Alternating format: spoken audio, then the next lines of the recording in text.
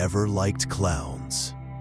But rent doesn't pay itself, and dressing up as Ronald McDonald at the local franchise was easy money.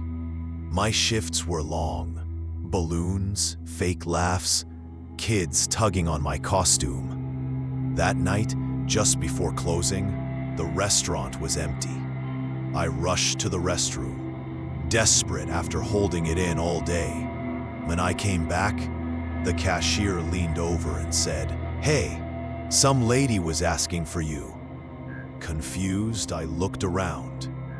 Near the glass doors, a thin woman stood outside. Her posture was stiff, her eyes lifted to the night sky, smiling like she saw something I couldn't.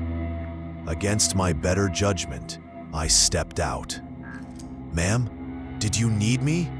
I asked. She turned her head slowly, locking eyes with me. That stare, empty yet piercing, sent a chill crawling down my back. After a pause, she whispered, "My boy, he adores Ronald. He wants a picture with you." Trying to be polite, I nodded. "Of course, where is he?" The woman blinked, almost confused by my question. Then her smile dropped. "He's not well. He's waiting for us. Please, just come." Something about her tone made my stomach twist.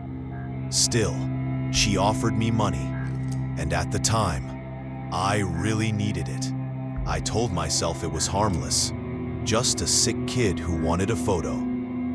So I followed her. We walked block after block, the streets thinning out. She never spoke, not a word, just kept walking ahead, her frail figure illuminated by the occasional street lamp. I wanted to ask where her house was, but something in me held back. After what felt like forever, I finally said, "How much further to your place?" That's when she stopped. Slowly, she turned back to me, her face pale in the moonlight. "Why would I take you to my house?" My throat went dry. "To see your son," I said. Her lips curled into something between a smile and a frown. "My son isn't at home. He's waiting at the cemetery." Every instinct screamed at me to leave, but somehow my legs followed her through the iron gates. She led me to a small gravestone, cracked and weathered. On the stone, the name read, "Ethan, beloved son." The woman knelt, patting the earth gently, like she was soothing a child. Then she looked up at me with wide, glassy eyes. "Tell him something funny. He loves to laugh." I wanted to run, but her stare held me there. Out of pity, or maybe fear, I mumbled a corny joke. For a moment, silence. Then, a giggle, a soft, childish giggle. I froze. The sound wasn't hers. It came from the ground beneath us. Her eyes lit up, and she whispered, "See, he likes you."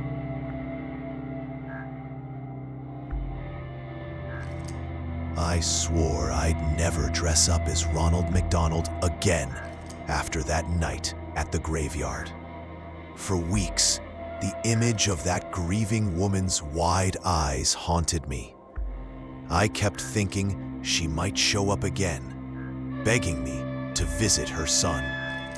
But instead, something else happened.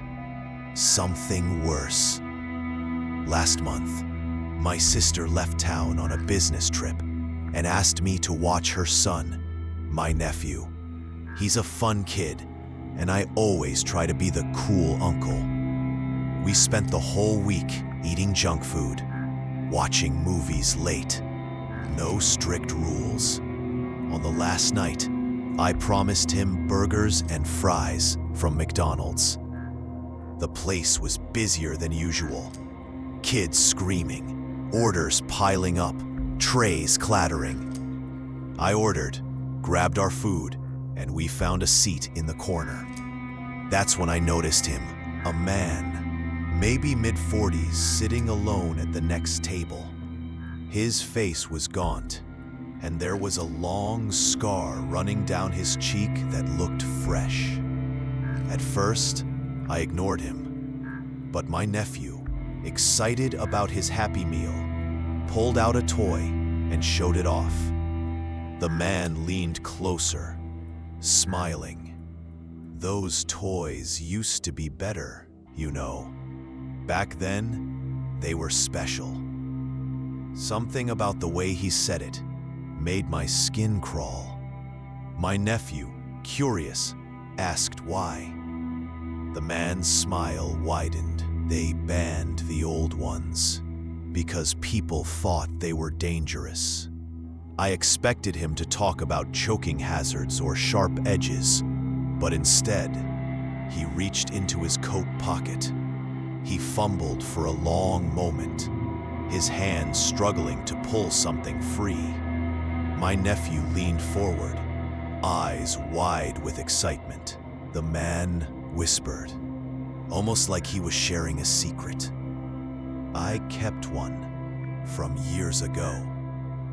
The sound of crinkling paper filled the air as he slowly pulled out a torn, stained paper bag. I felt every muscle in my body tense. Something told me what was inside wasn't a toy. My nephew asked, "What is it?" But I grabbed his arm before the man could answer. Without a word, I pulled him up, left our food on the table, and walked out as fast as I could. Through the glass, I saw the man watching us leave, still smiling, his hand buried in that bag. I don't know what he was going to show my nephew, but I know one thing. It wasn't meant for kids.